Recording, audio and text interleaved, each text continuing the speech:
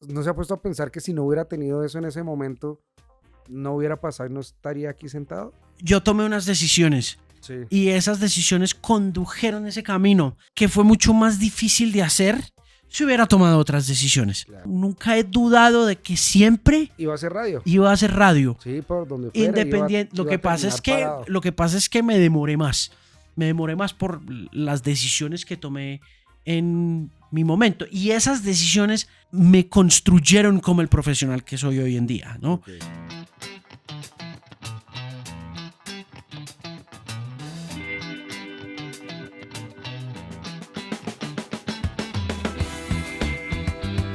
Desde Bogotá, Colombia, Rómpela el podcast con Carlos Mora. Muy buenas noches, ¿cómo están todos? Un saludo para todos allá en sus casas, en donde nos están viendo, en México, en Colombia, en Nicaragua. Comenten, miren que los likes y los comentarios son como el oxígeno para nosotros. Hoy día, Nac. El oxígeno y el algoritmo. Ah, bueno, eso sí. Pero Nac, usted no sabe el invitado que tenemos hoy. Pues puedo tener una idea, porque como usted sabe, yo estoy desde arriba mirándolo todo. Y le puedo decir que en una época de influencers, encontrar personas no influencers, sino influyentes, es algo completamente diferente. Así es, y le cuento algo, Nac. Usted sabe que Rómpela hablamos de negocios, hablamos de música, de entretenimiento, de marketing, pero hoy especialmente vamos a hablar del music business. Y una persona que conoce el music business desde el corazón. A este personaje no le corren glóbulos rojos por la sangre, le corren esas ondas de audio. ¿Se ha visto en el computador que hay unas ondas de audio? Sí. Son esas ondas las que corren por las venas de este hombre. Sí, le corre historia de la música por las venas, le corre pasión desbordada, no solo por la música, sino por su historia, por la radio. Uno de los disc jockeys, periodistas más importantes para mí de Colombia y de Latinoamérica, lo puedo decir. Este señor tiene no más como 253 podcasts subidos en Spotify. Hoy, desde esta esquina de la nación, tenemos a The Music Pimp, Alejandro Marín. Muchas gracias, hombre. Qué buena introducción, qué presentación más solemne. Pues usted es una celebridad, Alejandro. Muy querido, muchas gracias por lo que me toca. Por acá, qué Sí, delicia. O sea, si este fuera uno de esos discursos con los que uno abre en la ONU, tocaría hacer los saludos protocolarios e incluirlo a él. Y ya luego uno le habla al público, ¿no? Pero primero se refiere uno a su majestad. Alejandro, ¿de dónde es usted? Yo soy manizaleño, criado en los Estados Unidos. Nos están escuchando en México, que es un manizaleño. Un manizaleño es una persona que viene del interior del país, mucho más interior que Bogotá, Colombia, que es probablemente lo que más conoce un mexicano de nuestro país, así como nosotros conocemos mucho más al DF cuando hablamos de México. Y de hecho no le dicen DF, ¿no? ¿Cómo le dicen? Hoy es CDMX. CDMX, ok. Sí. Bueno, para que vea. De Manizales hay una empresa que me cae y me gusta mucho, es Trululú. Claro. ¿Cierto? O Super. Sí, claro. Las gomitas Trululú. Claro, ya es el Super Coco. ¿Y los conoce o no? No, a esa gente no la conozco, pero pues obviamente he tenido algo que ver con... Pero para mí es algo de exportación y decir, Dios mío, qué berraquera, porque son unas grandes gomitas. Sí, Los sí. niños se engordan con Trululú. Yo, mírenme a mí. En Rómpela el podcast tenemos 3 pilares. Yo hablo en el libro de 3 pilares muy importantes que vamos a explorar. Uno de ellos es la espiritualidad, otro de ellos es la profesión y el otro es la emoción, las emociones. Cuando encuentras un balance en esos 3, llegamos a tener la felicidad que siempre añoramos. Empecemos. ¿Cuál fue ese videoclip o esa canción que lo hizo sentir a usted y dijo, yo me tengo que ir por el mundo de la radio? No creo que haya sido una canción como tal. Sí, pues una emisora que fue Radioactiva. Lograba coger en esa época en Manizales. Yo cogía la frecuencia de Radioactiva Medellín en Mauricio Toro, un compañero del colegio, y yo nos trepábamos a los techos y poníamos las antenas para poder coger la frecuencia de Radioactiva. Esa época era Radioactiva, Te Pone Bien se llamaba. Y yo escuchaba a Ovidio Morales haciendo el Club de Corazones Rotos y Solitarios. Ovidio recibía turno como a las 12 de la noche y arrancaba a hacer las dedicatorias, entonces empezaban a salir los oyentes al aire, las chicas a dedicarle a los chicos la canción. La dedicatoria siempre va a ser importante. Sí, en la radio, dedicatoria ¿no? y la complacencia son el engagement del siglo XX. Sí, claro que sí. Esa vaina... Hoy la dedicatoria, ¿qué es? ¿Es un comentario un like, en Twitter? o ese taguea a tu amigo. Sí. Es, ¿no? Como que todo cambia para quedarse igual, ¿no? Sí. Canciones que me acuerde yo que me reviven el espíritu así de radio como oyente fueron Don't Close Your Eyes de Kicks. Y la otra canción era Pensando en ti de Los Ángeles del Infierno. Eran dos caspas miedosas, pero eran canciones que sonaban muy rico en radio y cuando se dedicaban aún más. Lo que a mí más me motivó a meterme en radio fue ver un estudio de radio desde afuera, en Manizales, al frente del batallón Ayacucho, cuando montaron la primera Veracruz Estéreo. Recuerdo mucho pasar por ahí en bicicleta con una tropa de 10 peladitos y recuerdo que hasta ahí me llegó la bicicleta. Dijo, Ya, le pasó lo que le pasó a Howard Stern cuando vio a su papá muy parecido. en su momento narrar, no a su papá, creo que fue a una persona. Sí, a no me Symphony acuerdo. Sid. Sí, señora. Se llamaba el disc jockey. Y lo escuchó y dijo, aquí me quedo y por el resto de mis días. Sí, el viejo Symphony Sid era muy famoso en Nueva York. Ese tipo fue uno de los primeros grandes disc jockeys de la radio neoyorquina en AM. Y era todo cascarrabias por lo que cuenta el hombre en Private Parts, ¿no? Pero cuando se metía en el papel, pues obviamente el peladito quedaba ahí como súper encuentado. Algo muy parecido me pasó a mí cuando vi a Mauricio Pérez del otro lado de esa ventana cuando tiré la bicicleta y me asomé y me puse como al frente de él. ¿Le parece interesante un disc jockey como Howard Stern? Yo he sido muy fan de Howard en la época de ahora, de 10 años para acá. A Howard yo lo conozco de hace mucho tiempo porque cuando yo tenía 16 o 17 años, Howard estaba creciendo en el negocio de la radio en FM en los Estados Unidos y tenía un programa bien asqueroso a la medianoche en un canal de televisión. Ahí. El hombre alquilaba un espacio y ahí empelotaba mujeres y bueno, Pero ya estaba en la WNBC. Estaba en WNBC. Sí. Yo recuerdo mucho una cosa que hizo Howard en radio y que lo estaba escuchando con mi papá en un viaje que hicimos a Boca Ratón porque me ofendió mucho, me indignó mucho y fue cuando mataron a Selena Quintanilla, cuando la manager mató a Selena Quintanilla. Howard salió al aire y dijo, okay, the Tex-Mex world is like mourning the death of artist Selena Quintanilla. Who is Selena Quintanilla? Robin Quivers le dijo quién era. Le dijo, no, pues esta artista de Tex-Mex y toda la cosa.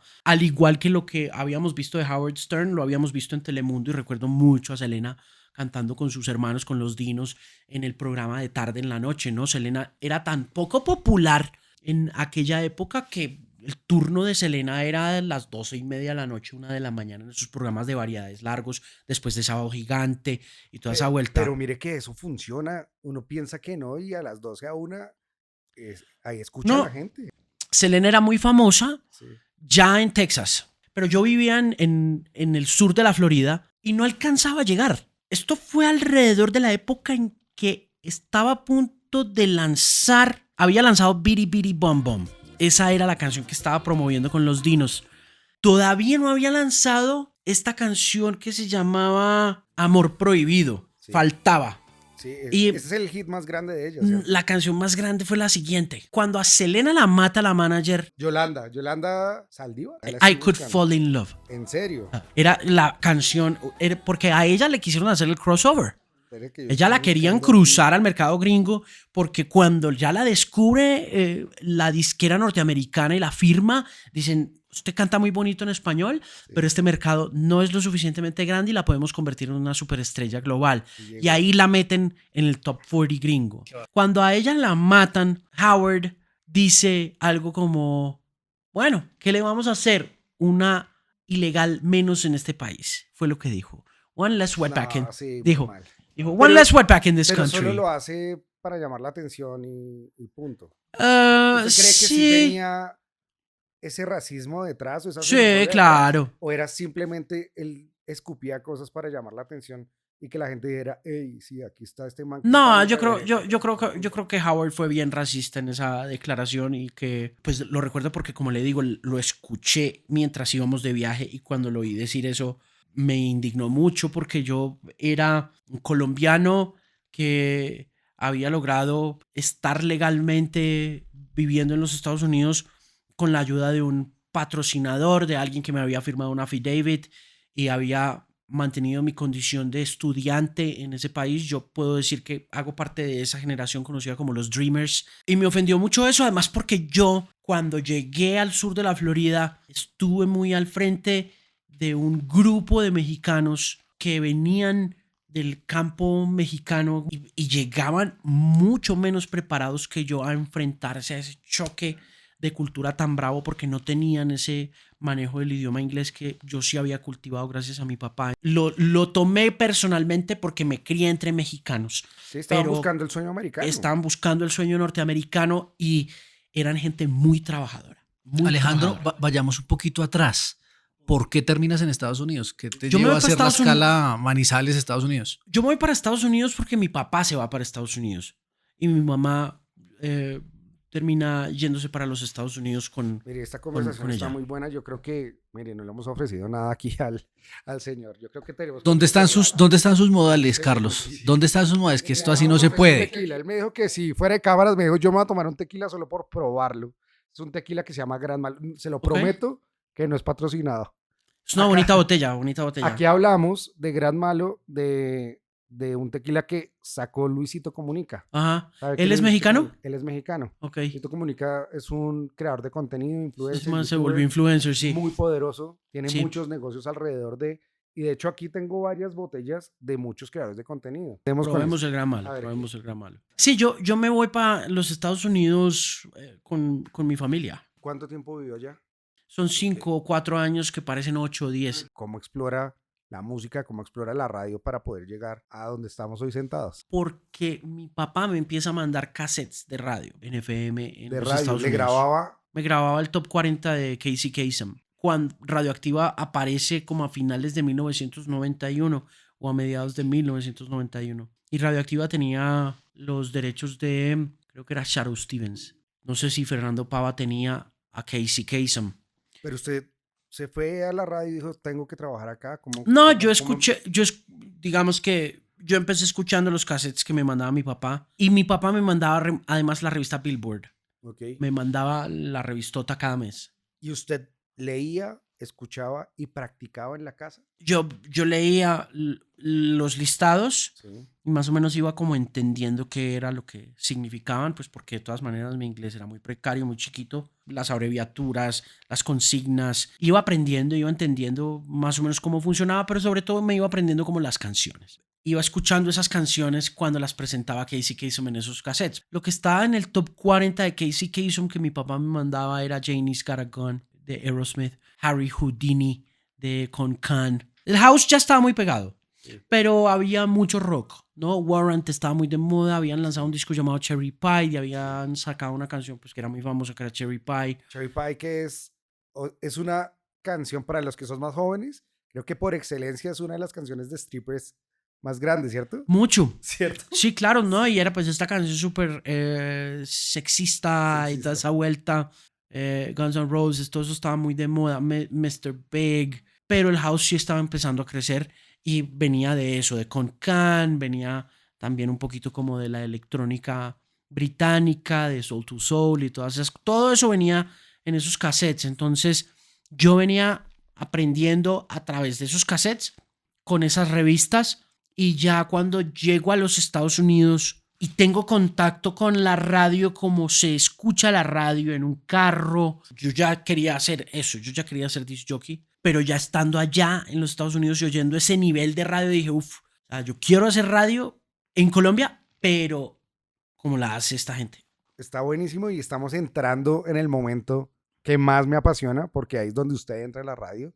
Bueno, continuamos acá con Alejandro Marín. Y Alejandro Marín es el autor de este libro tan espectacular. Tercera edición. Historia secreta de la música. Historia secreta de la música. Ya ha vendido como 40,000 copias este hombre. Y yo voy a preguntar por algo que dice acá. Para Margarita y José, que son los mejores contadores de historias. ¿Quiénes son? Esos son mis papás. Cuénteme. Esos son los que me enseñaron a contar historias y a los que les debo toda mi capacidad narrativa. Mi mamá, por el lado de mi mamá. Salud por los papás. Eso sí, salud. Sí, esto sí. Salud por esos papás. A mi mamá le debo mucho el gusto por la literatura, la poesía, la lectura en general. Sí. A mi papá le debo mucho su estilo de contar historias. Ambos tienen un poder de dicción y de comunicación bien interesante. A él le debo también, pues, como su colección, la colección de discos, porque papá siempre tuvo discos. El plan de los domingos de mi papá era sentarse a leer el periódico El Espectador y a destapar un buen disco de jazz o de rock. Y hoy en día yo creo que esa es una costumbre mía. A mí Sí, amo coleccionar hoy discos. usted es así. O sea, Yo, usted tiene eso de su padre. O sea, uno yo, termina convirtiéndose en su papá. uno termina convirtiéndose en muchas ocasiones En el viejo. en el viejo, sí. Alejandro, ¿nunca le preguntaste por qué te mandaba las revistas, por qué te mandaba los cassettes, los Billboard?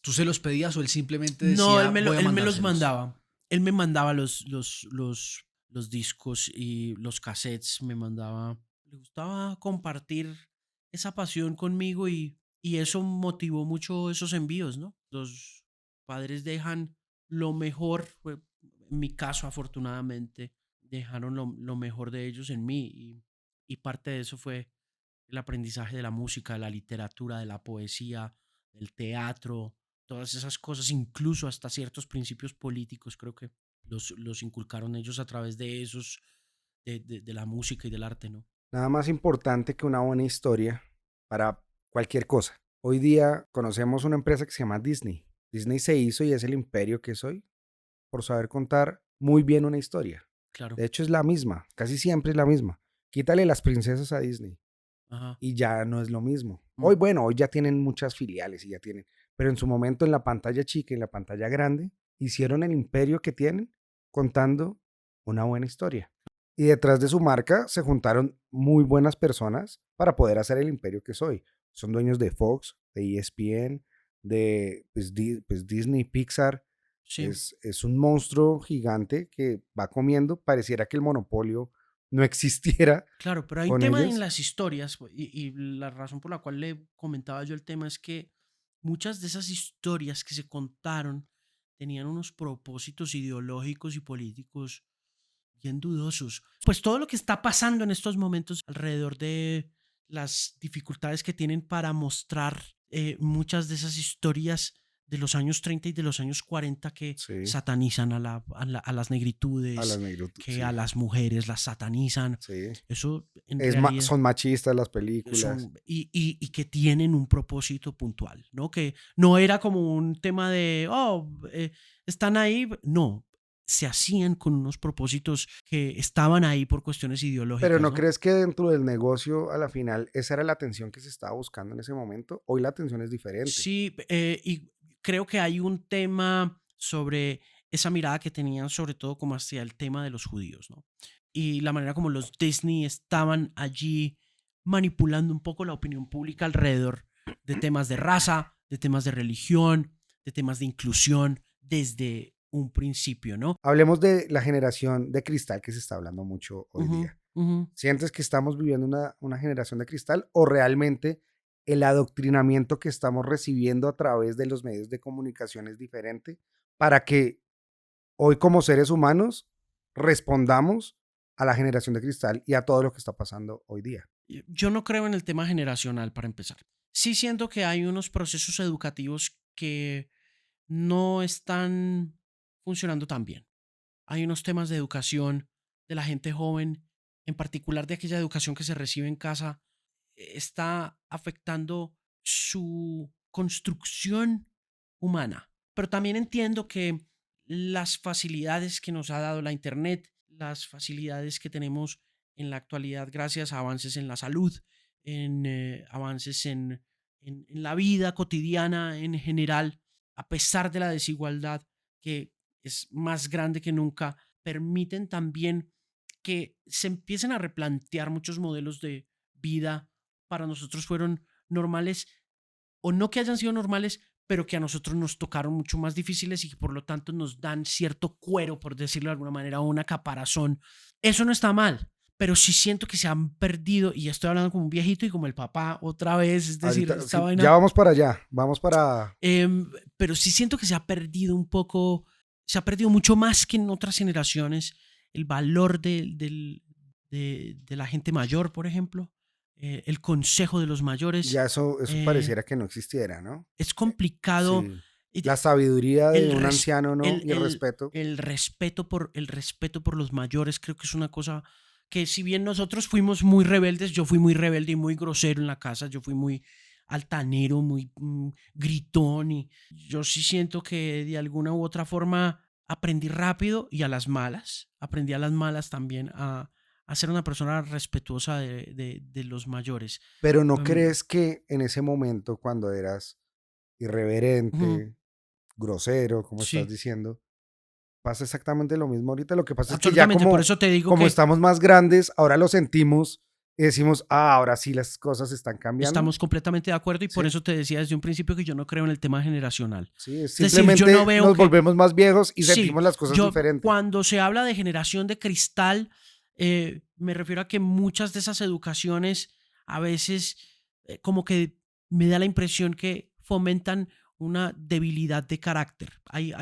En ocasiones uno alcanza a ver debilidad de carácter en nuevos profesionales o en personas mucho más jóvenes, ¿no? Eso sí lo he sentido, la debilidad de carácter, que no soportan que se les hable crudo y se les diga las cosas como son para corregir un camino. Exacto. Y pasa, por ejemplo, en los colegios, Sí. que ya los profesores no pueden aleccionar o corregir o Eso me regañar parece porque raro. Y de es hecho, el humor complicado, negro ya, uno no puede tener humor negro, es bien complicado. porque El el solo humor, hecho de que se de hecho, llame humor humor negro negro ya está mal. ya es Sí, racista, ¿no? sí, ya, o sea, decir humor Sí, negro es es... porque le vas a decir, Pero volviendo al tema generacional, mire, a mí yo me divierto mucho con el tema porque eso indigna mucho a la gente joven cuando uno los llama millennials, así como ellos le dicen a uno, ok, boomer, sí, ¿no? bueno, y Y usted no uno es les boomer, ¿no? dice, Usted no, es pero generación ya, X. yo soy generación No, me X, dicen boomer y Dios mío. yo soy generación X, Sí, pero usted sabe que para un millennial o para un centennial, sí, uno es un boomer. un boomer. Fin. Entonces, Pero así, hagamos el chiste racista. pero así Como los como, asiáticos todos son iguales. exacto, pero así como Me van eso, a matar. Vamos a censurar Vamos esta a parte del censurar programa. este momento. pero así como pasa en términos de decirle a un pelado, es un millennial, los millennials esto, los millennials otro, yo lo hago mucho es porque me entretiene ver los lo bravos que se ponen, pero sí estoy convencido de que el tema generacional es un invento de mercadeo como muchas vainas que Como están... San Valentín, como el Día del Padre, como el Día de la Madre, porque necesitamos mover la economía de alguna forma y poner, somos seres humanos y nos gusta saber que somos parte de una manada. No, y porque las generaciones, el tema de las generaciones empieza a aparecer con la invención de la juventud.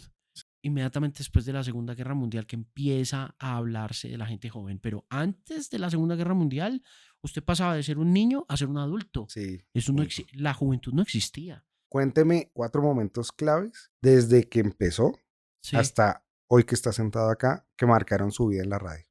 estar parado al frente de ese edificio de Veracruz Estéreo y Manizales. Sí. Mi llegada a Bogotá como en abril de 1998 a buscar trabajo Ya había en pasado a Estados Radioactiva. Unidos, ya estaba, Sí, ya llegó con su inglés, sí, ya que llegó era pilo. profundamente detestado y todavía lo es. Es ¿Su curioso. inglés? Sí, Ah, sí, es una de las cosas que más beneficios me ha traído y más odio por parte de cierto segmento de la gente ha generado. ok. ¿Sí? Mi manejo del inglés. Mucha gente lo considera fantochería, Eh, superioridad. Es que usted igual tiene una forma y se le siente en el acento Mm. que no fue criado en Colombia. Sí fue criado en Colombia, pero sí tuvo un momento importante y largo en el extranjero. Y en su acento se siente. No solo eso, sino que, Porque, mire, a mí me fascinó el inglés desde que mi papá me empezó a enseñar inglés.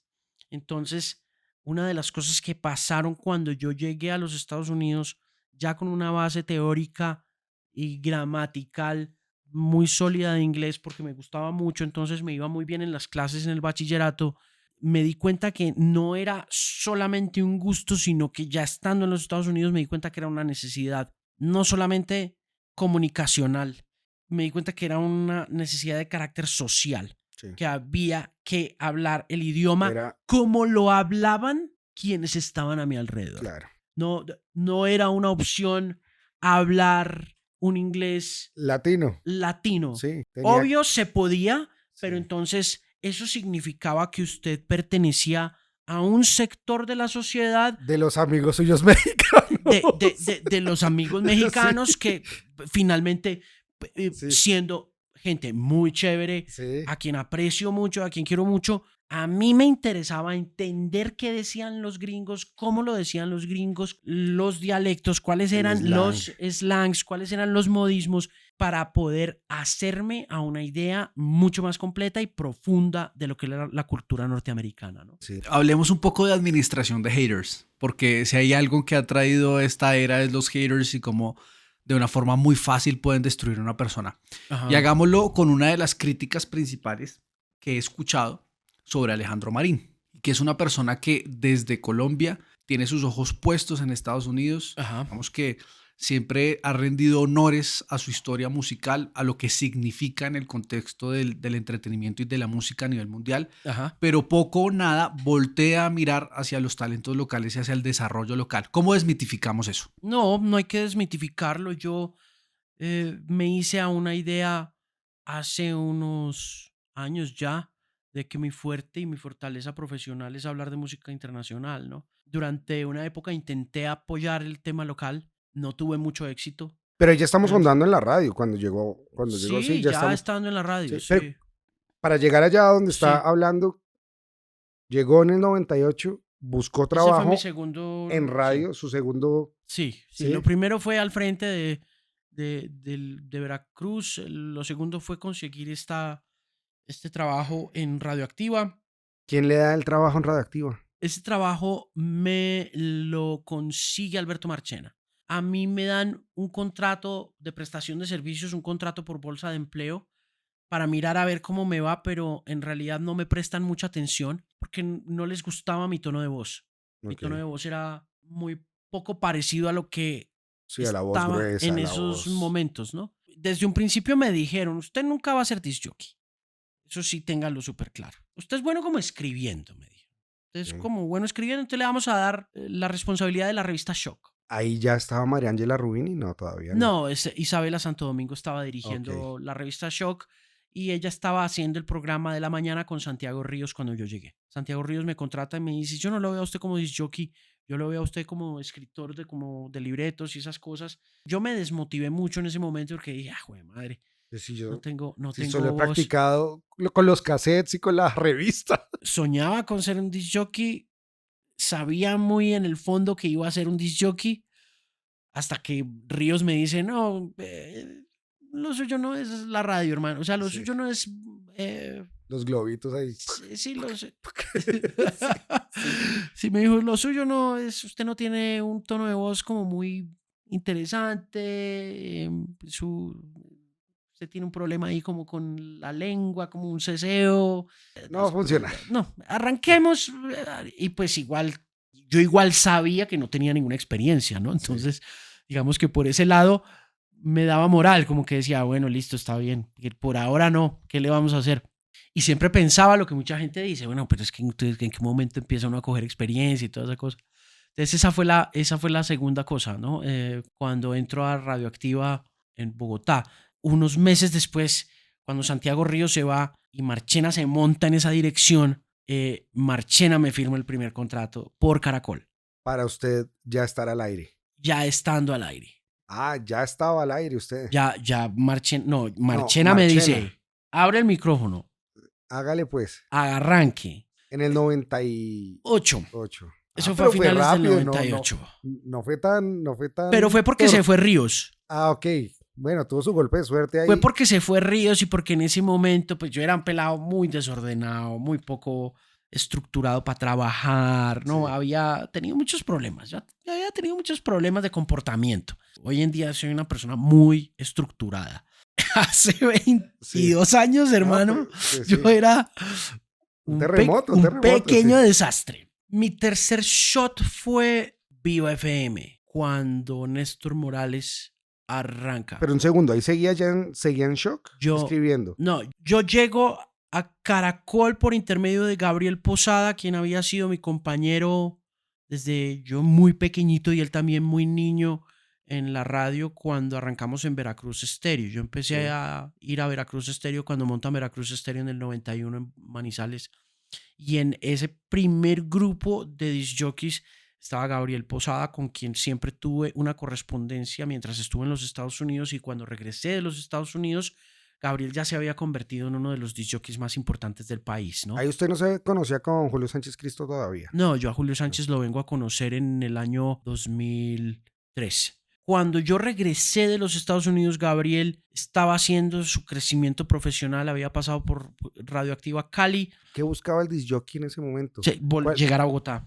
Ok. La mayoría de esa gente quería llegar a Bogotá. En Radioactiva. En Radioactiva, ¿cuáles en La eran Mega, La Mega, 88.9. en 88, el sueño era Bogotá como mercado. Ya Radioactiva había hecho su ejercicio de nacionalización, que luego, mucho tiempo después, me di cuenta que eso había sido un desastre total. Yo llego a Radioactiva recomendado por Gabriel. La primera cita, la primera reunión, la primera entrevista de trabajo con Santiago Ríos me la consigue Gabriel. Ahí no pasa nada. La primera cosa que hace Santiago es: no me gusta tu trabajo, no me interesa tu trabajo, no. Como a las 2 semanas me llama y me dice: ve, leí, porque le había mandado un par de artículos, le había juntado un par de artículos a la hoja de vida, y me dijo: me gusta cómo escribes, te ofrezco 150,000 pesos mensuales y... ¿Cuánto hoy? 150,000 en el pesos 90 en el 98. No, eso ya no, eso no es mucho. Eso, No, eso era muy poquita no, plata. si pone inflación hoy, no llega al millón, se lo juro. No, era muy poco dinero. Entonces, cuando llegué ahí, igual me quedé también sin piso. No tuve dónde quedarme, no tuve dónde estar. Traté de mantener ahí. Pero es que usted estaba ahí, era una persona, no era tan cuerda. Sí, no. Era, como decía, un desastre. Sí. Usted llegaba cuando llegaba y me imagino, o sí respondía con el trabajo. No, yo a ese trabajo le respondía, pero el problema no era ese, sino que no tuve tampoco un respaldo. No tuve dónde poner la cabeza, hermano. Básicamente no tuve dónde poner la cabeza. Entonces, Cuando no tiene poner dónde la cabeza, no tuve dónde quedarme. dormir. No tuve dónde dormir. No tenía techo. No tenía techo. No Ah, tenía dónde puta. quedarme. ¿Por qué fue tan duro decir eso? Porque por cuestiones familiares y personales, que creo que son un poco difíciles como de contar hoy en día. Pero ya pasó. Pero, yo creo que hoy es... eh, La historia se contó ya y hoy usted es el que es. Entonces la historia se tenía que contar cómo le fue. Sí, digamos que sí. Sí, digamos la que realidad pasó y yo creo que su momento difícil que tenía que vivir en ese momento, tenía que vivirlo como le pasó y punto. Es Además, cierto, hablemos es cierto. de un triunfo. Sí. Y es el triunfo de la persona que trataba de buscar la señal de Radioactiva en su ciudad natal, Mm. subiéndose en la parte más alta del edificio Mm. para luego estar trabajando en Radioactiva. Solo eso, en medio de que no existieran todas las condiciones, eso ya es un gran logro. Ya estaba ¿No lo teniendo el recordó? triunfo. Yo creo que sí, ya estaba teniendo el triunfo en ese momento. Eso se tomó Pero tiempo. pero eso tomó amargo, tiempo. era un eso trago fue amargo. bien difícil, fue bien difícil. Sí, pues, no se ha puesto a pensar que si no hubiera tenido eso en ese momento, no hubiera pasado y no estaría aquí sentado. Usted tenía que ser No, esa nunca le he persona. echado mucha cabeza a qué habría pasado si yo tomé unas decisiones Sí. y esas decisiones condujeron ese camino, que fue mucho más difícil de hacer si hubiera tomado otras decisiones. Claro. Nunca he dudado de que siempre Iba a hacer radio. iba a hacer radio. Sí, por donde fuera. Independiente. iba a terminar Lo que pasa es que me demoré más. Me demoré más por las decisiones que tomé en mi momento. Y esas decisiones me construyeron como el profesional que soy hoy en día, ¿no? Ok. Y me enseñaron muchísimas cosas. Aprendí muchas cosas de eso, ¿no? Y así es. O sea, era una misión que tenía que vivir. No creo mucho en las misiones, No, pero... yo sí creo. Lo que pasa es que está resistente a eso. Sí, no, yo Sí. no soy muy creyente del destino No. ni de esas cosas.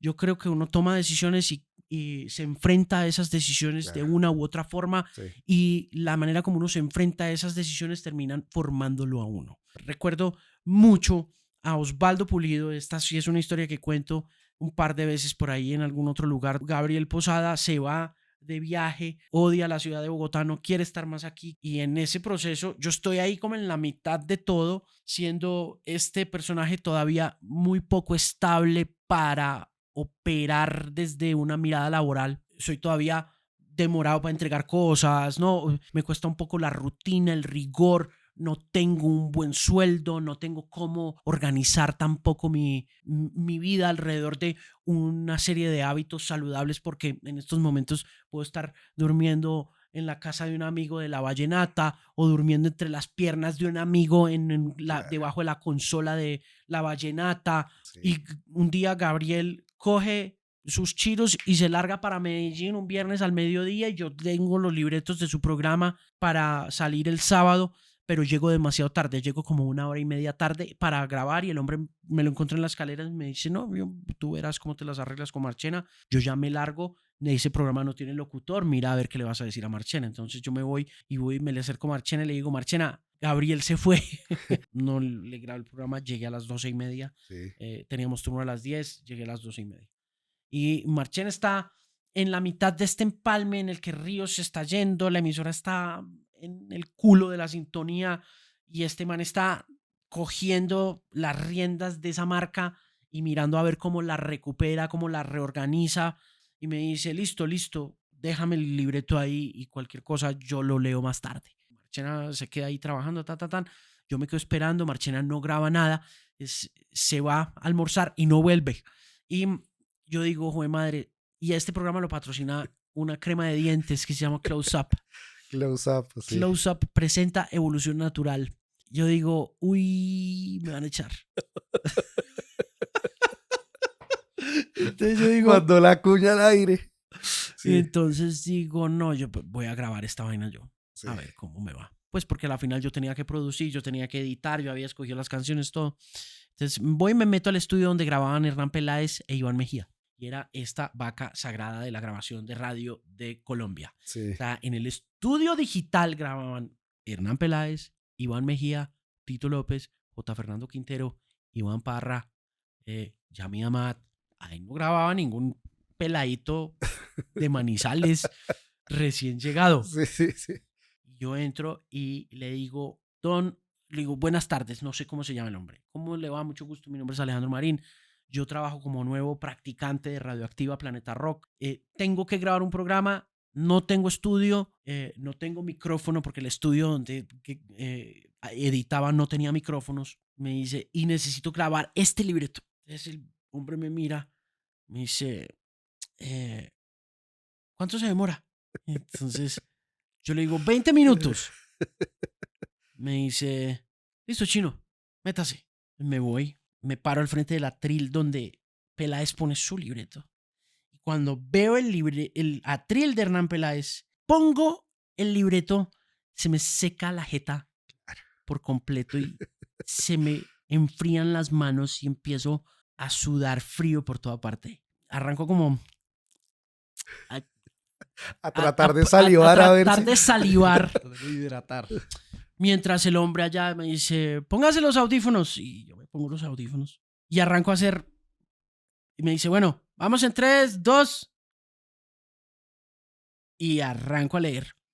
Y como a los 20 segundos me habla por el talkback, que es el botoncito este Sí. con el microfonito de consola que se oye por los audífonos. Y dice, está hablando muy rápido, vuelva a empezar. Y arranco y termino de leer el libreto. Como en 16 minutos terminé de leer el libreto. Lo hizo bien. Salí y entré a la cabina donde estaba Pulido y está mirando el computador y me dice, ¿a qué carpeta se lo meto? Yo le digo, métalo a la carpeta de producción radioactiva. Ok. Sí, listo, ahí está. Le digo yo, uy, don Osvaldo, muchísimas gracias. Y me dice, muy bien, mucho gusto. Y cuando doy la espalda y abro la puerta para irme, me dice, oiga, chino, usted es bueno. No, la película, me siento el plano, se volteó. Claro. Usted es bueno y usted. Me digo, oiga, Sí. chino, Like, usted es bueno. tome su like. Qué buena historia. Eh. Y ahí ya entró a Radioactiva después de eso. Y ya después entonces, Salió el al otro aire. día sale el programa al aire. Y yo tengo turno esa noche de 10 de la noche a 6 de la mañana. Sábado, amanecer, domingo. Llego a las 10 de la noche, llego faltando 20 para las 10. Montoya está haciendo programa. Montoya me entrega las llaves. Yo me siento y me pongo a poner música y a leer las revistas que había por ahí o alguna cosa. Y a las 11 de la noche me llama Marchena y me dice, ¿qué hubo, perrito? Te le digo yo, ¿qué hubo, Marchena? ¿Cómo va? Dice, bien, vea, escuché eso esta mañana. Arranque a hablar. Cada 4 canciones.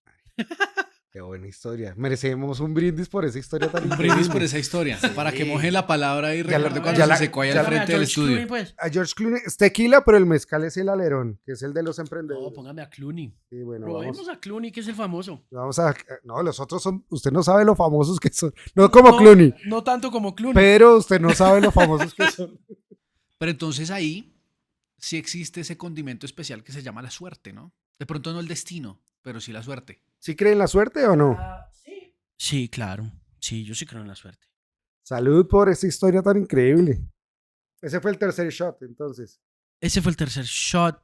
Usted puede llamarlo el tercer shot, si quiere. Y el cuarto ya va a ser no, aterrizando yo pensaría que... en la esquina de la nación. No, yo creo que el tercer shot es Viva FM. Porque en Viva FM yo salgo de Radioactiva en un par de ocasiones, muy rebelde, muy rayado, pues, pero también muy maltratado. Maltratado es porque usted no Maltratado. sirve, usted no funciona, no le pagan bien. Ya. Mil cosas, Sí, ya. muy maltratado, porque, Sí. porque yo no justifico el maltrato laboral hoy en día, pero sí nos maltrataron a muchos de nosotros en este negocio de radio. Ahora sí, en esa generación de cristal, eso no hubiera durado ni 2 segundos. No, No. y uno aprende también a valorar muchísimo esa posición y esa postura de respetar a los demás, Sí. porque es importante respetar el trabajo de los demás. Uno no tiene que ser una mala persona para liderar Para sobresalir. sí. y ni para sobresalir, ni para acompañar los procesos de los equipos. Punto. Ahí. Uno no debe ser una mala persona. Sí, Punto. Usted uno- debe tener uno- ética y uno- valores. y Exacto. ya. No, y uno no tiene que obligar a nadie a que se quede noches enteras haciendo un trabajo o haciendo, ¿sabe? Hay cosas que nosotros soportamos por más que cualquier cosa, por miedo.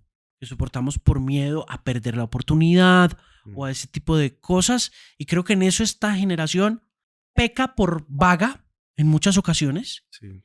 No puedo decir tampoco que yo haya sido el más juicioso de todos, pero esta generación sí se da su lugar como seres humanos y eso me parece muy valioso. Eso sí Eso me me parece parece también. muy valioso que la gente joven sepa su lugar y entienda sus derechos que no los entendía uno en esa época. Entonces, en ese sentido, yo salí muy maltratado de Radioactiva la primera vez con los problemas y con los inconvenientes y con las quejas que pudieron haber tenido mis jefes, algunos de ellos. Ahora mirando para atrás, un aumentico de sueldo me habría caído de perlas y habría solucionado muchos inconvenientes. Con ese momentico de sueldo, si se hubiera quedado, tal vez lo replantea y dice, me quedo aquí. No. Si a mí me hubieran ¿Sí? subido el sueldo, yo me Ah. quedo en Radioactiva, claro. Ahí está el destino que no cree. Sí, no, yo me habría quedado y me habría quedado en Radioactiva y estoy seguro que habría terminado donde estoy. ¿Será? sea, ¿Será? O sea, la Convencidísimo. ecuación no cambiaba. No, el el resultado. orden de los factores Sí. no altera el resultado, hermano. Eso es Y matemático. y más vulgar, la misma loca con distinta peluca. Eso Sí. hubiera sido exactamente lo mismo. Bien. Pero Y ahí entonces está como tercer shot la llegada a Viva FM. Finalmente es el momento en el que yo empiezo a entender la naturaleza del periodismo desde el periodismo internacional que se está haciendo en esos momentos en Bogotá y en Colombia, tratando de enfocar esos esfuerzos con Viva FM hacia la música y hacia el entretenimiento. Y el cuarto, pues sí, es sin duda el encuentro con Tobón en la X más música. que vamos a terminar en el cuarto y vamos a ahondar en la música, en artistas, en entrevistas y vamos a condecorarlo y usted la rompe. Muchas gracias. Sí o sí. Entonces vamos a condecorar al hombre. Y la sección se llama ¿Respondo o me emborracho?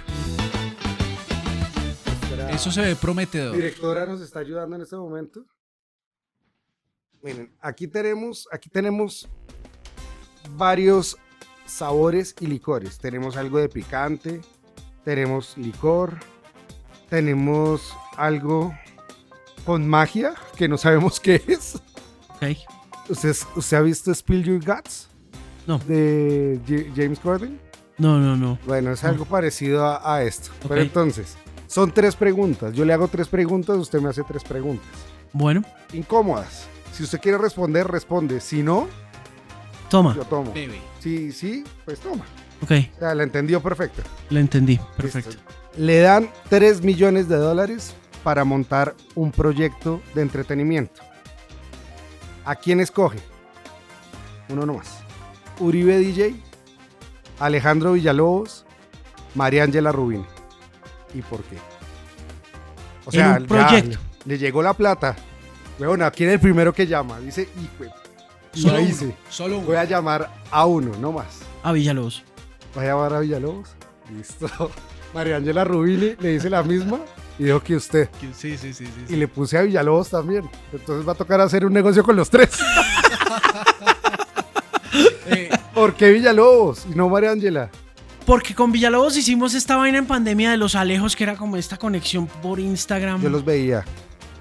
Nunca me saludaron. Y nos, Era poca cosa. y nos entreteníamos muchísimo. Y siempre he soñado hacer algo con Alejandro en radio. Porque es que Alejandro es muy grande. Sí. Alejandro creo que es el personaje de radio musical más grande que ha dado este país. Ok. Pues primero, tener la oportunidad de hacer algo con Alejandro en pandemia fue para mí una sorpresa y un honor absoluto. Y segundo, siempre me habría gustado tener la plata para poder hacer alguna cosa juntos en radio. Porque creo que en radio habría sido Bueno, mucho va más a tocar exitoso. traer a Alejandro Villalobos, hacerle la misma pregunta, a ver si hacemos un negocio los 3. Y lo montamos. Villalobos- ¿Cuál sería el negocio de María Ángela, Villalobos y Alejandro Marín? No sé cómo funcionaría ¿Qué ese harían tema. ahí? Sería, O sea, yo creo que sería, O sea, yo les traigo, les pongo $3 millones ahí. ¿Qué hacen ustedes 3? sería muy interesante. ¿Qué pusieron acá? Pusieron habanero, pusieron sriracha y pusieron agua. Esto está asqueroso. Paso con agua para el muchacho, por favor. Yo Agüita. siempre salgo perdiendo esta vaina. Usted siempre pierde en esta sección. Siempre, Morayer. ¿Qué Bueno, pasa? ¿Cómo hacemos Le para toca- reivindicarlo? Le toca a usted escoger qué me tomo. ¿De qué? Porque Aquí ya tengo sabe que se lo va a vodka, tomar. Tengo aguardiente y tengo agua como con algo que no sé qué es. Vodka está bien. Listo. No están tan difíciles. No, sí o no. Pero puede modificarlas, Marín. Ah, si usted quiere hacer una pregunta si más quiere hacer una difícil. pregunta más Pues si ácida. él me conoce, no tan a fondo, pero. Mm. Sí, es que no están tan difíciles. Están súper breves. No A es usted le cierto. tiran suavecito. A usted le tiran muy No, pasito. pero está así. muy pierde. suave para usted. Y aún así pierde. A ver. A usted le tiran muy pasito. Bueno, aquí va. Esta es la primera. ¿Riva tenía talento? ¿Sí o no? Tómese ese trago ya, me hace el favor. Eso usted cree que es pasito. Me parece. Morayer. tómese Pero ese talento vodka en de qué una vez. sentido. Sé. Yo no sé. Esa es la Eso se pregunta. preguntaron. Yo creo que encontró su talento, más bien. En el camino encontró su talento. En respuesta. Sí, me quedo callado ahí ya. Ganó. Listo. Entonces le toca tomar. Le toca a Marín. Él mismo dijo que fue buena No sé respuesta. qué tiene. ¿Respondo o me emborracho? ¿Qué era? Vinagre por ahí. Era como un guaro. Un guadre. ¿Quién sabe? Era Chirriche. líder, me dicen por acá. No, ¿será que sí se me compromete o no? A ver. Usted ha entrevistado a J Balvin y a Maluma. Sí. ¿Quién es más talentoso de los dos profesionalmente hoy día? Profesionalmente. ¿Quién es más talentoso profesionalmente? ¿Quién es más talentoso? No sé. ¿Toma partido o no toma partido? Toma trago, más bien. No sé, creo que son dos hombres de negocios bien brillantes los dos.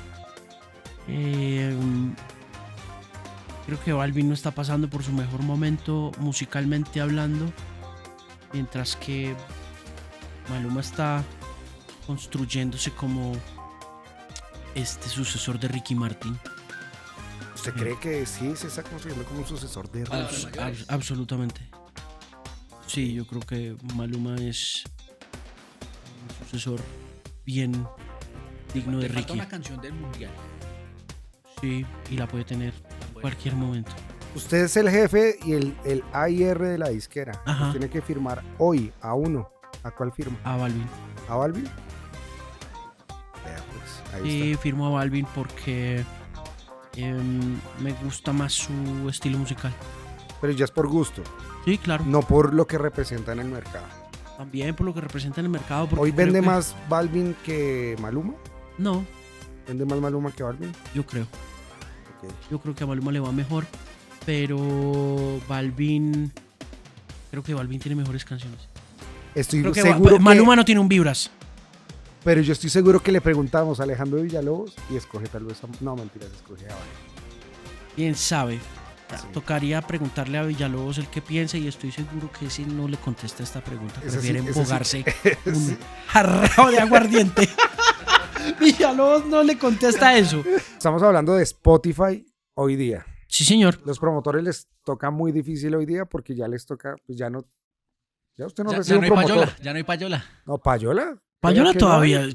Payola sí, claro. Payola sí Pero en todavía Spotify, hay. payola, Yo sí todavía. creo.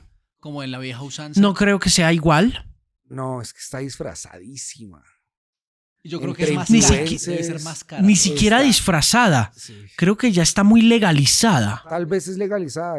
Tiene plata, venga, yo le pongo a sonar esta vaina No, y le hago la promoción y, lo meto en un tantos playlists. Spotify tiene ese compromiso con major labels que aterriza todo en temas de licenciamiento de canciones y Sí. derechos, Sí. donde finalmente los tienen comiendo de su mano, pero en mercados emergentes o pequeños como este, y esta es una visión que está bastante oscurecida por la misma falta de transparencia de la plataforma en territorios como el colombiano, donde uno no sabe exactamente cuántos usuarios tienen, Sí. cuántos suscriptores tienen, ¿no? Eso es una caja de Pandora, ¿no? Ahí no sabe uno absolutamente nada, pero uno puede intuir o pensar que en territorios como estos, de todas maneras, la influencia que tienen realmente sobre el mercado, Sí. como se está viviendo, es muy pequeña,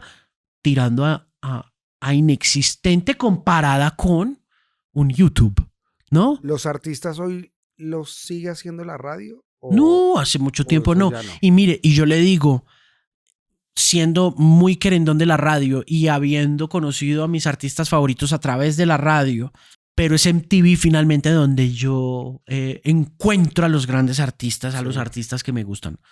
Después de estudiar mucho, siento que ha habido dos personalidades que desde la radio han definido el gusto popular. En 70 años, 75 años de historia de la radio musical. Sí. Alan Freed, John Peel, Casey Kasem, Shadow Stevens, estos siendo muy... ¿Los nombra en el libro? creo que no los menciono en Historia Secreta de la Música, pero creo que esos son los DJs que, bueno, también creo que Steve Dahl en su momento, creo que esos son los DJs que definen ciertos gustos por ciertas músicas, pero no hay más. Y en general, la música se ha hecho así por sí sola a su reputación, a sus públicos y a sus audiencias, ¿no? Hoy, su hija que debe utilizar TikTok, su hija que debe usar Instagram. Mm. ¿Cuál es el nuevo iPhone, el nuevo iPod que estamos viendo? Ah, pues el TikTok, ¿Cree ¿no? que es el TikTok? ¿Y cuál es el que viene después? No sé. ¿Lo ha pensado? Usted dice, ahora nos ¿Para la pegamos por música? TikTok. Sí, claro. ¿Dice usted? Estamos hablando en music business, sí. Creo que TikTok va a estar un rato por ahí. Un buen rato. Mm. Hoy TikTok es todo.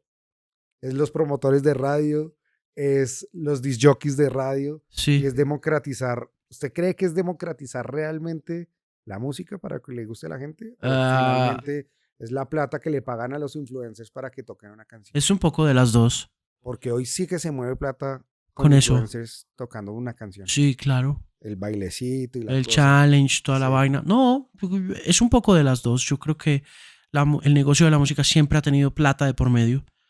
Creo que muy pocos fenómenos realmente suceden como una combustión espontánea de las masas, y cuando suceden terminan de todas maneras en manos de las grandes corporaciones y de los grandes esquemas que inyectan a porque- su vez. Porque es un negocio, finalmente. Sí, sí, y porque mire, leyendo la teoría de la industria cultural que planteó Theodor Adorno en 1938 sobre por qué pasan esas cosas, creo que es típico de las democracias. Y por eso la idea de la democratización sigue siendo tan interesante y sigue siendo una conversación que se tiene incluso en el 2022. La democracia es este ideal político, ideológico, filosófico y social que se ha perseguido durante décadas y siglos y tiene siempre una especie de necesidad de control. Siempre, curiosamente, la democratización no se logra si no hay esquemas establecidos y patrones de control de esa democratización. Sí. Es muy curioso también que TikTok venga de China, ¿no? Pero hoy estaba hablando de lo de TikTok de China. Dicen, no Ajá, lo puedo verificar, sí, que es un arma letal contra Occidente. pero por supuesto. Porque acá en TikTok solo vemos baile, cosas banales Ajá, que nos entretienen y nos parece sí, interesante. Pero en China lo que ven son otras cosas, física, matemáticas, claro. historia, filosofía. Y es Pero lo que más están allá de lo que aprendiendo allá. vean, es Sí. el control que tiene Tencent en Sí. estos momentos, económicamente hablando, sobre la gran maquinaria de redes sociales, el control que tienen sobre todo el banco de datos personales de los usuarios que están en TikTok. Sí, no, Esta vaina, eso es un kindergarten. esto es Sí. una cosa impresionante. Y esto no obedece a conspiraciones, ni a teorías de conspiración, ni nada, porque es que usted acepta los términos y condiciones Ya, sí, y es así de sencillo. Usted quiere jugar ese partido y ya, pero es que tiene que jugar así, me da esto.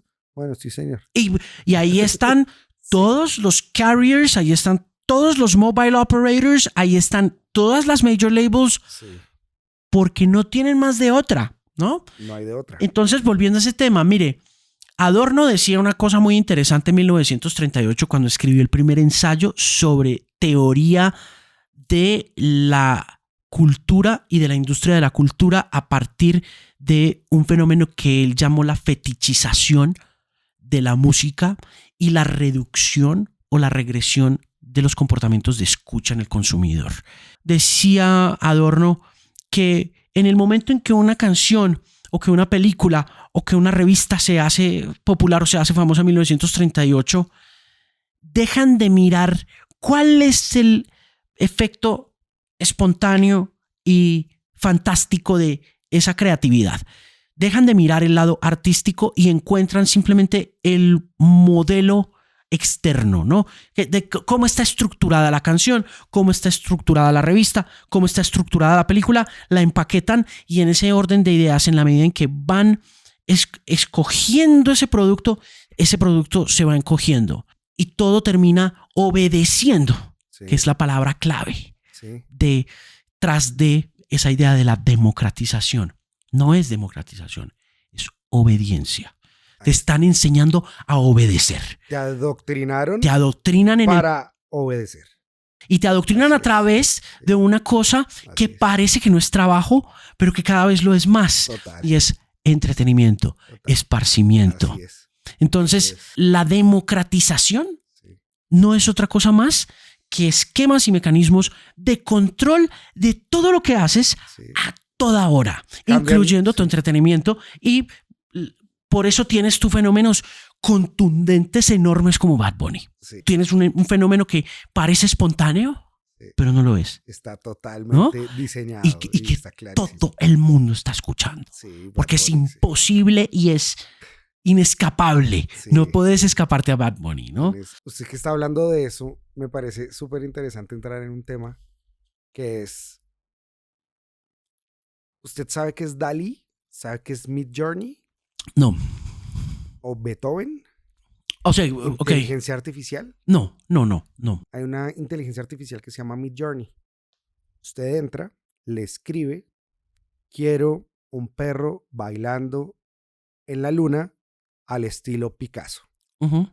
Y en 60 segundos le suelta 7, 8 imágenes perfectas al estilo Picasso, pero perfectas es que le digo increíblemente desarrolladas por base de datos, por inteligencia artificial, de esa imagen que le estoy diciendo. ¿Qué opinas? ¿Se van a acabar los artistas? No, ¿No se van a acabar los artistas? ¿O nos vamos a adaptar no, a a ver, hacer arte con eso? esa es una buena pregunta. Mire, yo no creo que los artistas se vayan a acabar como especie. De pronto siento que es complicado. A ver, mire, a veces yo siento que los artistas están en vía de extinción, pero no necesariamente por inteligencias artificiales. Yo a veces siento que los artistas están en vía de extinción porque se están convirtiendo todos en entertainers. Y no en... Y una cosa es ser un entertainer y otra cosa muy distinta es ser un artista. Tiene toda la razón. Y creo que los major labels están en el desarrollo, ni siquiera el desarrollo, están en la bancarización de los entertainers y de performers. Sí, Y una cosa es un performer y otra cosa es un artist. sí. Creo que los artistas sí están desapareciendo, pero no por cuestiones tecnológicas, sino porque aquellos que tienen alguna vena artística o algún ímpetu artístico terminan entregándolo al servicio de los views, los clics, la atención, y eso requiere una entrega del compromiso artístico, un sacrificio del compromiso artístico a cambio de la monetización. Sí. Acabo de hablar con Björk. Hace una semana hablé con Björk. Qué cool. Björk habla como un artista. Se entiende cuando se habla con un artista. Se siente, ¿no? Se siente mucho más Sí. que cuando usted habla con un entertainer. Sí, claro. O cuando habla con un cuando habla con un performer o Sí. con un interpreter. Un intérprete, un intérprete no es lo mismo que un artista. Pero ahí ya en el negocio de la música como tal, Mm, necesitamos buscar más artistas. No. Más no, tiene que haber de, No, variado de- de todo, ¿cierto? sí, creo que el Porque negocio de la lo música, necesita. lo que pasa es que el tema es el siguiente, en la construcción de públicos más inteligentes que permitan, Ya vamos. Pero como tenemos TikTok y estamos consumiendo esto todo el tiempo, sí, no nos da la posibilidad de ir más adentro es para- muy complicado. para profundizar en se- el arte de Hay gente que lo está haciendo, Sí. pero la música sí está sufriendo de cierta ausencia del arte en ella en la actualidad. A Bad Bunny lo llamamos un artista, Sí. ¿no? Y las majors llaman a los músicos artistas, pero ya es por una inercia de la industria. Sí. Pero el arte, Sí, creo en eso. Adorno, vuelvo a Adorno, dice que el arte cumple otras funciones muy distintas a las que cumple el entretenimiento. El arte y el entretenimiento son cosas muy diferentes. Se la pongo así. Usted que tiene tanto conocimiento musical, Mm. tanto. Con Dalí, Sí, Midjourney y sí. Beethoven, usted podría en el metaverso, en 3, 4, 5 años, generar los artistas que quisiera y que tuvieran esa profundidad. ¿Y usted ser Dudo el mucho, artista? dudo mucho que logre un O- artista con inteligencia artificial. ¿O no va a pasar? No. ¿No? Creo que el arte es un asunto profundamente humano. Ok. No hay cómo reemplazar el arte con inteligencia artificial. Porque, repito, el arte no responde a las necesidades del mercado, de la tecnología, de los públicos. Sí. A veces ni siquiera responde a las necesidades del artista mismo. El arte es un llamado profundo del alma humana Sí. y va a ser muy difícil que repliquemos el espíritu humano a través de la inteligencia artificial. Vamos a tener entretenimiento artificial, mucho más artificial que el que Sí. tenemos ahora. Sí. Seguro que lo vamos a tener. Yo creo que Pero- después de toda esta saturación, vamos a querer buscar el arte. Sí, no, es muy probable. Mire, Sí. lo que le decía, no le cerré la idea de Björk, pero me gustaría cerrársela, porque lo de Björk me llamó mucho la atención, porque curiosamente con Björk me pasó durante mucho tiempo y yo estoy siguiendo la carrera de Björk desde que yo tenía 14 años y ella tendría por ahí que unos 19 o 20 años y ya era mamá, ¿no?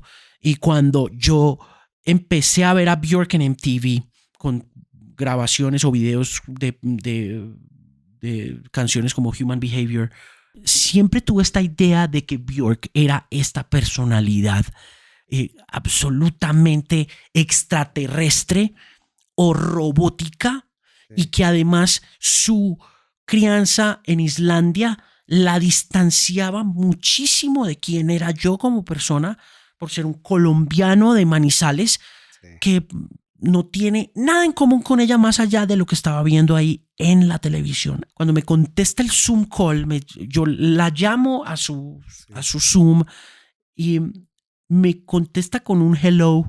Se demora un poquito en llegar mi respuesta. Yo le contesto hello y ella vuelve y me repite el saludo como si no me hubiera escuchado en una primera instancia, pero el tono de la voz de Björk cuando ella repite el hello es como si estuviera escuchando a una Siri humana diciendo, creo que no te entiendo. Claro.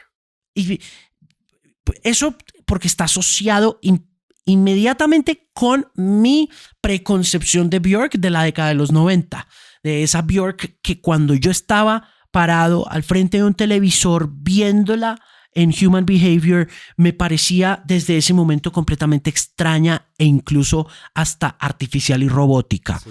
Hay un momento en el que yo le empiezo a preguntar por el disco, le digo, oiga, hábleme un poquito del disco.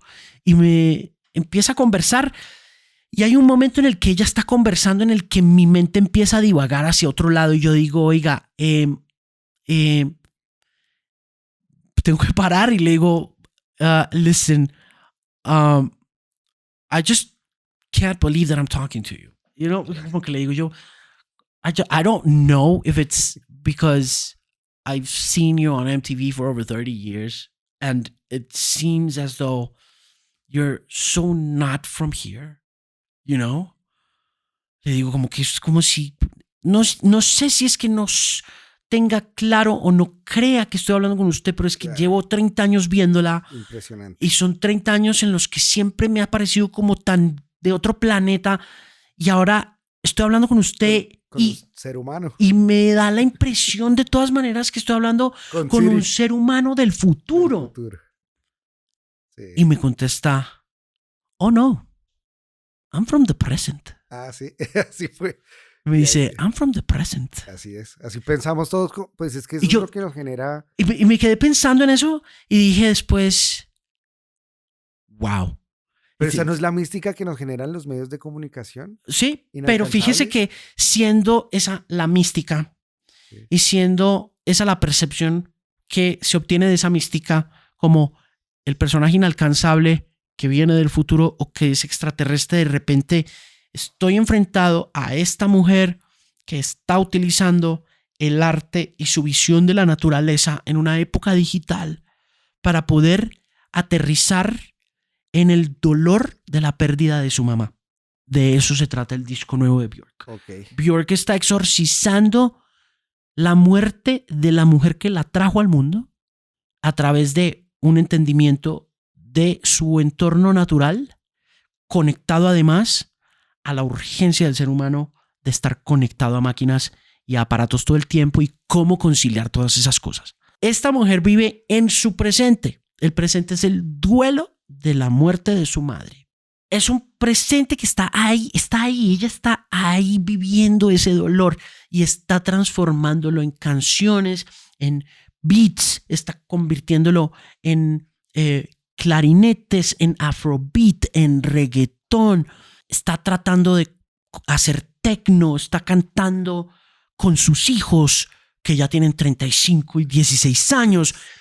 Está en el presente y yo pensaba después, cuando me senté a transcribir la entrevista, dije, el que vive en el futuro todo el tiempo pensando en qué va a pasar, o el que vive en el pasado pensando en lo que pasó soy yo. Sí, es verdad.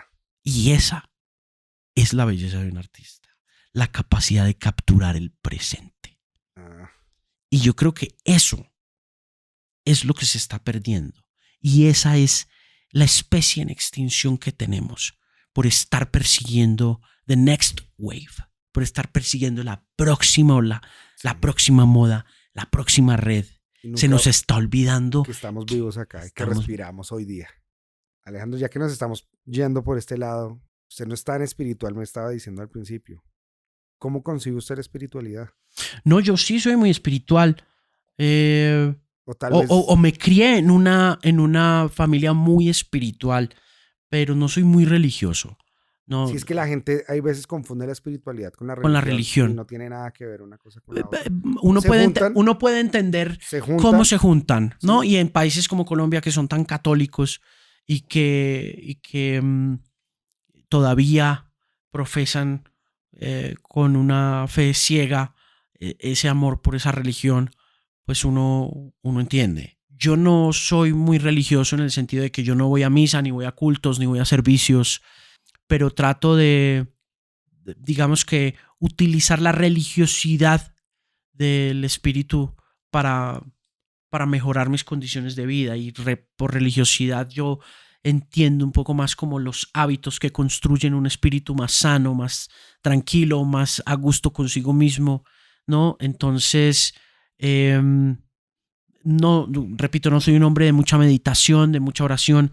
¿Usted Em, cree que a través de la espiritualidad podemos vibrar en otros planos y encontrar conexiones con sí, astral?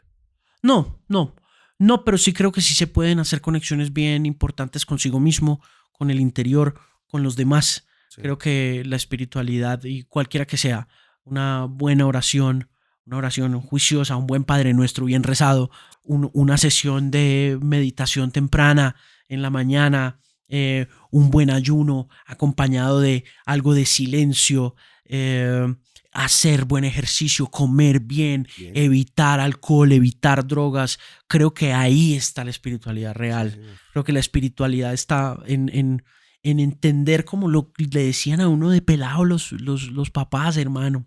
No, mente sana en cuerpo sano, hermano. Sí.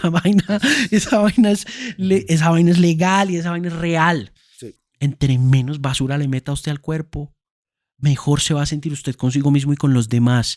Y si quiere alimentar eso con cualquier creencia que tenga, budismo, islamismo, cristianismo, catolicismo, hombre, si sirve para que su cerebro alimente su espíritu con cosas chéveres, be my guest, man. Ahí está la ¿No? espiritualidad. No, pero ahí todo lo que acabo de decir es espiritualidad. Sí, claro, total. ¿Cree que hay vida No, fuera de ahora la no. Tierra? No, Nosotros, extraterrestres. sí. No, ¿No? ¿Usted no cree creo en que los extraterrestres. somos los únicos que estamos en este planeta? No creo. Sé que somos los únicos. Ok, Pero porque eso es lo que sabemos. sí. Porque hasta el momento no nos han comprobado otra cosa. Ok, pero ¿Sabe? entonces ahí es donde la espiritualidad creo que agarra una fortaleza muy grande. Mm. Entender que no todo se tiene que demostrar a través de la ciencia, sino que uno también tiene No, a que mí sí tener me un gusta dogma la de fe. ciencia Sí, para demostrar cositas. ok. Sí, sí. A mí la ciencia me gusta más que las... Lo tangible, que- o sea, lo que sí, puedo ver y lo que sí, puedo a mí sentir. por eso le digo que la ciencia no ha podido demostrar que hay vida en otros planetas. Entonces, mientras no lo demuestre, es un hecho que no la hay. ¿Sabe? Sí, O sea, lo que se diga después es especulación, pero el mismo Neil deGrasse Tyson dice, mire, sí, el universo es infinito y gigante, pero hasta el momento no sabemos quién más nos acompaña. ¿cree que vivimos en una simulación o algo así o no? A veces, A veces sí, a veces pienso que vivimos en la Matrix, sobre Dicen- todo cuando voy a los restaurantes y pido un pedazo de carne bien grande. dice que hay un 50% de probabilidad que sí lo hay. Después le mando y esa será otra conversación más larga. Simulaciones varias, sí, señor. Le voy a contar una cosa que me parece interesante que yo siempre le digo a todos los invitados. Para Alejandro Marín, ¿cuánto es suficiente? Hmm, eh, ¿Qué le digo yo? Todavía no sé cuánto. Em, ¿Qué es lo justo para Alejandro Marín?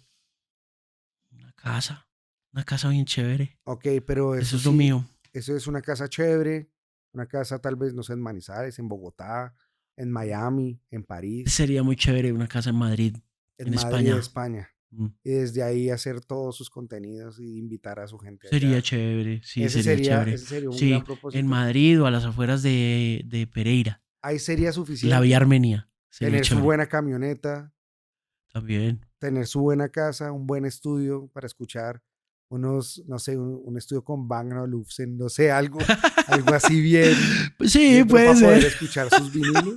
Eso sería suficiente y le generaría la tranquilidad Yo soy y muy, la yo felicidad. vivo muy tranquilo ahora, Sí. ¿sabe? Sí, yo vivo muy tranquilo y muy feliz. Pero hace falta ese hustle, ese último No, sí, paso. me gustaría poder tener, en serio, pues pensándolo ya con mi esposa, pensando mucho, de hecho, se lo decía la semana pasada, como que ahora que Silvana está entrando a la universidad y toda esa vuelta y que ya toca Qué rico empezar, está eso. y que, y que toca empezar a mirar, y que toca empezar a mirar finanzas y todas esas Sí. vueltas, yo le decía como, ¿qué hacemos? Porque a mí sí me gustaría que viviéramos juntos en una casa. Se me ocurrió decirle como Sí. me gustaría que algún día cuando tengamos 60 años podamos vivir en una casa en Madrid, en España.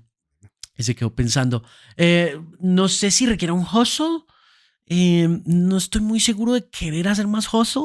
He ¿Ya lo ha hecho mucho? he joseado mucho, sí. Sí. Uy, sí, he joseado mucho, parce. Le he dado mucho. Bueno, pero entonces para terminar ese hustle, Sí. llegó a la X y terminemos la historia, ese cuarto shot, El cuarto shot es y el más bello de todos. terminamos El aquí cuarto nuestra shot es entrevista. el más bello de todos porque pues es el momento en que me encuentro con el personaje que valoró mi trabajo desde el momento en que puse un pie en su empresa, que fue Carlos Arturo Tobón, y que lo valoró por encima de todo el mundo, ¿no? Porque supo que su marca y la mía eran perfectas la una para el otro. Lo vio con su mirada de negocios muy aguda, muy juicioso, pero también con un alto nivel de humanidad. Sí. Y, y ese ha sido el éxito de la X. La X ha sido el resultado de tener un magnífico jefe y, Y un magnífico capitán. y haberle Sí, servido de un escudero absoluto que nunca había tenido además en su marca. Porque todos los que pasaron por la X antes no intentaron pegaban. hacer lo suyo. Sí. Mientras que conmigo, yo creo que Carlos Arturo logró 13 años. una llave bacana de trabajo. 13 años de trabajo juntos.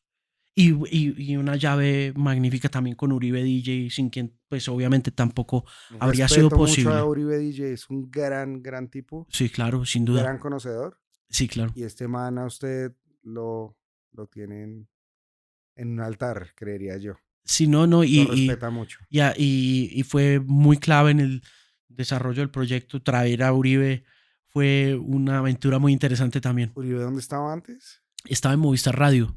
Pues sí, bueno, terminó ahí. Ya Era ese lleva. proyecto de Sancho que tenía con Álvaro Leiva. Era que Claro, Álvaro, sí, sí. con el startup, el Vamos. Shark Tank, Sí, Ricardo Leiva. Ricardo Leiva. Sí, Sí, Ricardo Álvaro es Leiva. el canciller. Sí, ya. Sí. No, claro que sí.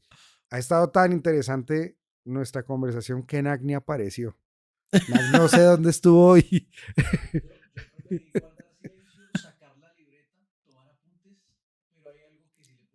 Dígame, Nag. Alejandro es la viva imagen de su papá. Se volvió el contador de historias que lo vio crecer. Sí, señor. Y Muchas eso gracias, es, hombre. y eso es lo que descubrimos hoy en Rómpela el podcast. Buenísimo. Alejandro, muchísimas gracias por estar acá con nosotros. Llevamos ya casi 3 horas hablando de grandes historias. Usted no sabe el orgullo que puedo yo llegar a tener de tenerlo usted sentado acá. Para mí ha sido un gusto. Está muy... Años atrás, siempre lo he admirado. Gracias. Me daban nervios hablarle porque a usted el primer contacto nos lo hizo la IS. ¿Se acuerda de la IS Bali? Claro. La IS Bali nos hizo el primer contacto y eso fue muchos años atrás. Yo presentándole la música de mi artista de ese momento, que terminó después trabajando en una de sus emisoras y ahora está en México. Hoy yo trabajo y me dedico a la música, no 100%, pero me quisiera dedicar allá 100%. Entiendo muy bien el mundo digital y me encantaría poder ser parte de esa casa que usted quiere tener en Madrid. Bueno, Entonces vamos ojalá a hacerlo. pase. Hágale. Muchísimas gracias, Alejandro. Usted, Bueno, ha sido un placer estar aquí. Muchísimas gracias por la invitación.